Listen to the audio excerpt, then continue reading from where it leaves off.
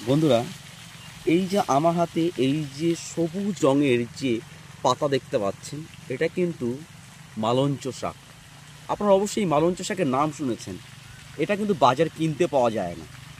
এর কিন্তু অনেক গুণ, এই গুণ জানলে অবাক হবেন।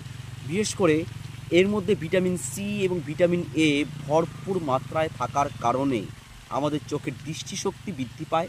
পাশাপাশি ভিটামিন সি থাকার কারণে কিন্তু আমাদের ত্বকের উজ্জ্বলতা চলে আসে। তাছাড়া কি জানেন, এই শাক যদি নিয়মিত খাওয়া যায় তাহলে কোষ্ঠকাঠিন্য চলে যেতে পারে। কিন্তু এই গাছ বা এই শাক দেখুন কি সুন্দরভাবে এই ভূমিতেই এইভাবে হয়ে থাকে।